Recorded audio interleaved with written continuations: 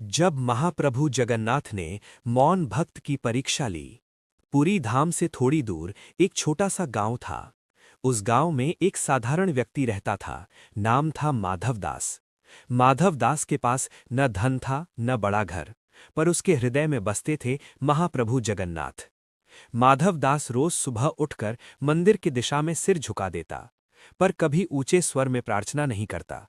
वो बस मन ही मन कहता, हे नीलाचल नाथ, मैं शब्दों में नहीं अपने मौन में आपको मानता हूं। समय बीतता गया। एक वर्ष भयंकर सूखा पड़ा।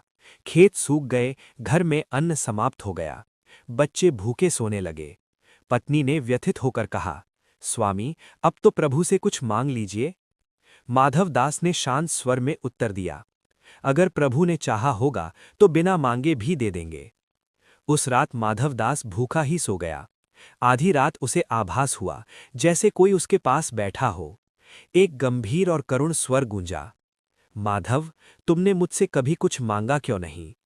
माधव की आंखें खुलीं। सामने एक नील वर्ण यात्री खड़ा था।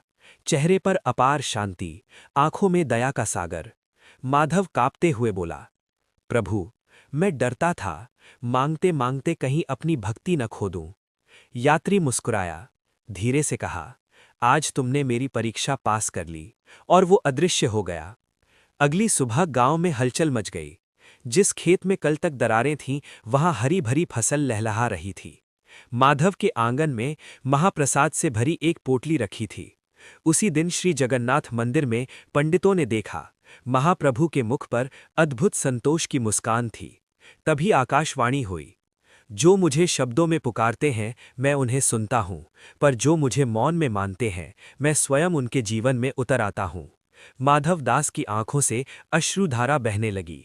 उसे कुछ नहीं चाहिए था सिवाय इस विश्वास के कि उसका प्रभु कभी उसे अकेला नहीं छोड़ेगा। कथा का संदेश, भगवान को सोना चांदी नहीं चाहिए, उन्हें चाहिए निस्वार्थ और सच्ची भक्ति। जो प्रेम और विश्वास से महाप्रभु जगन्नाथ को मानता है, वो भक्त कभी खाली हाथ नहीं रहता। अगर ये कथा आपके हृदय को छू गई हो तो लाइक ज़रूर करें, अपने परिवार और मित्रों के साथ शेयर करें और ऐसी ही भावुक कथाओं के लिए चैनल को सब्सक्राइब करना ना भूलें।